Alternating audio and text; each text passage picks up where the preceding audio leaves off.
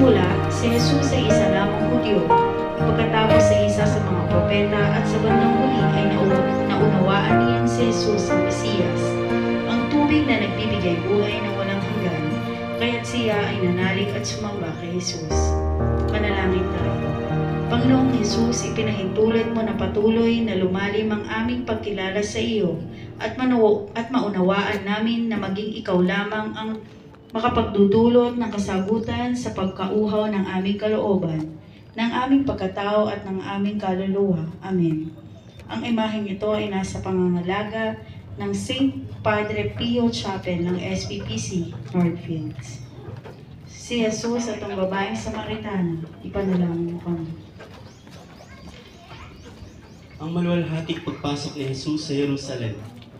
Malapit na noon ang pista ng Pasko at maraming tao sa Jerusalem ang umaantabay kay Jesus. At ito ang simula ng kaniyang pagpapakasakit sapagkat batid niya ang panganib na nakaamba laban sa kaniya. Nang makita siya ng mga tao, kumuha sila ng mga palapa at naglatag ng kanilang balabal sa dinadaanan ni Jesus habang sumisigaw na, Hosana, purihin ang dumarating sa pangalan ng Panginoon. Ang tagpong ito ay isang tanda ng pagtanggap kay Jesus bilang hari at bilang tagapagligtas. Manalangin tayo. Panginoong Jesus, batid mo ang aming kawalan ng katapatan sa iyo. Hindi wagas ang aming pag-ibig at pagsunod sa iyong kalooban. Patawarin mo kami at tulungan makabangon sa bawat pagkadapa sa kasalanang aming nagawa. Amen. Ang imaheng ito ay nasa pangangalaga ni na Ginoo at Ginang Roberto Villanueva at kanyang pamilya. Ang muling hapunan. Mula sa Ebanghelyo ni San Marcos, nasasaad na naghapunang Pampasko si Jesus, kasama ang kanyang mga alagad. Samantalang sila'y kumakain, dumampot ng tinapay si Jesus, at matapos magpasalamat sa Diyos, ay kanyang pinapiraso ito at ibinigay sa mga alagad. Kunin ninyo ito ang aking katawan. Hinawakan niya ang saro at matapos magpasalamat ay ibinigay sa kanila. Ito ang aking dugo ng tipan, ang dugong magbubuhos dahil sa marami. Manalangin tayo. Panginoong Jesus, Naganap ang isa sa pinakamahirap na tagpo sa kanyang buhay. Ito ang kanyang malayang pagpapasya na akuin ang kamatayang naghihintay sa kanya sa kalbaryo ng krus. Bilang tao, siya ay nakadama ng paghihirap kung kalooban ng habang pinagninilayan ng kanyang sasakiting kapalaran. Subalit sa bandang huli, ang kanyang pag-ibig sa sangkatauhan ang nanaig laban sa takot sa kamatayan. Ang pagtaliman niya sa kalooban ng Ama ang sinunod niya kaysa sa kanyang sariling kagustuhan. Manalangin tayo. Dakilang Ama, salamat po sa walang sawa mong pakikinig sa aming mga panalangin. Patawarin mo po kami sa pagkakataong mananalangin lamang kami dala ng pangangailangan. Gaya ni Jesus, iniutos ni Pilato na si Jesus ay hampasin upang ito ay makagapos sa haliging bato. Ginawa ito upang pahupain ang galit ng mga tao kay Jesus.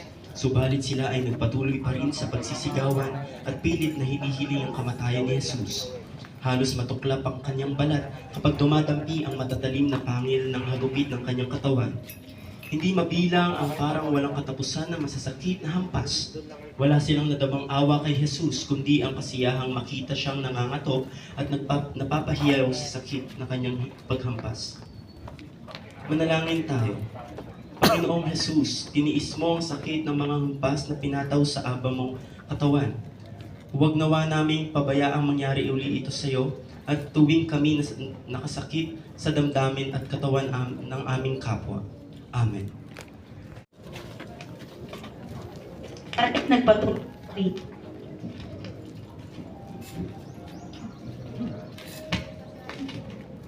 Pagpapasa ng krus.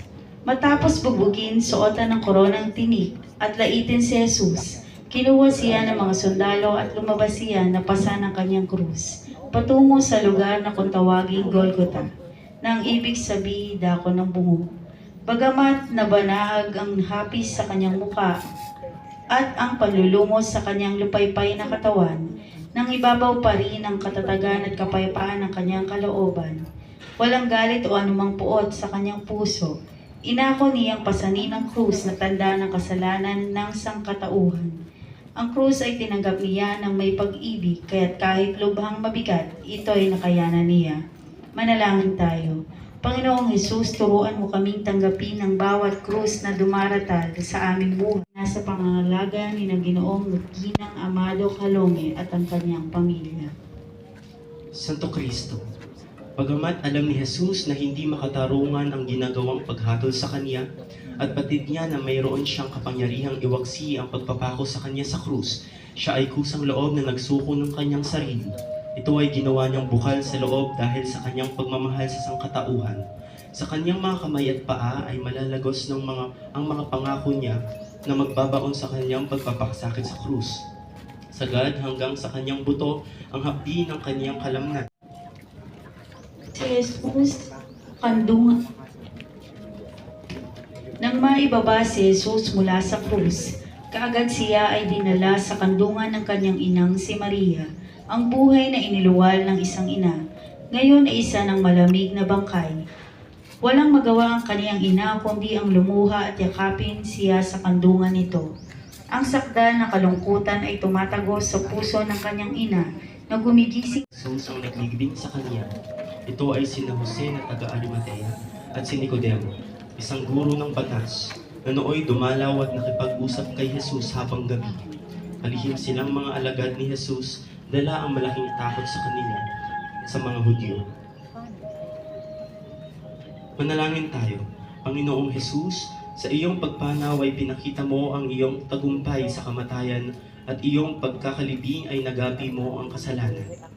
Nawa ay patuloy kaming magsikap na magtagumpay laban sa kasalanan upang kami ay makiisa mo sa iyong pagmaluwalhating pagkabuhay. Amen. Ang imaheng ito ay nasa pangangalaga ni Ginang Gloria de la Rosa at kaniyang pamilya.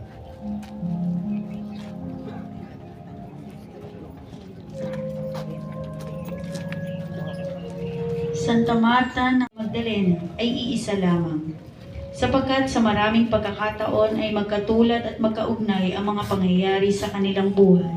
Subalit mayroon din namang nagsasabi na magkaiba ang dalawang ito. Si Santa Maria ng Betanya ay nagpamalas ng pambihirang pagmamahal kay Jesus. Siya ang nagbuhos ng mamahaling pabango sa paanan ng Si Santa Maria Jacobe ay kilala din bilang Santa Maria Cleofa, na asawa ni San Cleophas, na kapatid ni San Jose, na ama ng ating Panginoong Jesucristo. Si Maria Jacobe ay ina ni Apostol Santiago at Apostol Judas Tadeus. Ayon sa kasulatan, si Maria Jacobe ay kasama ng ating inang mahal, na siya naman ay kapatid na nasa paanan ng ating mahal na Panginoong Jesucristo noon. Ito ay nakapako sa krus. Isa si Maria Jacobe Apostol. Si San Juan Apostol ay kapatid ni Santiago ng mga mangingisda na naging apostoles ni Jesus. Siya ang tinaguriang alagad ng minamahal. Dahil sa lahat ng apostoles, siya ang nagpakita ng lubos na pagmamahal kay Jesus. Sapagkat nang dakpin si Jesus, pahirapan at ipakos sa krus, tanging siya lamang nananatili sa piling ni Jesus hanggang sa wakas. Manalangin tayo. Panginoong Jesus, itulad mo po kami kay San Juan upang lumalim at dumalisay ang aming pananampalataya at pagmamahal sa iyo sa pamamagitan ng aming pamilya at mga kaibigan. Patawarin mo po at pagharian ang mga anak na lumagastangan at nakalimot sa pagmamahal ng kanilang mga magulang, lalo sa kanilang nag-aruga at nagsilang sa kanila. Naway mahalin at kanamin ng lubos upang higit naming matanggap ang iyong ipinagkaloob na pagpapala sa aming buhay. Amen. Ang imaheng ito ay nasa pamahalaga ni Ginoong Eliseo de la Cruz at kanyang pamilya. San Juan Apostol, ipanalangin mo kami. Mater Dolorosa, noong inihandog ni Maria at Jose sa templo ang sanggol ng Panginoong Jesus, lumapit sa kanila ang dalawang matanda, sina Simon at Ana.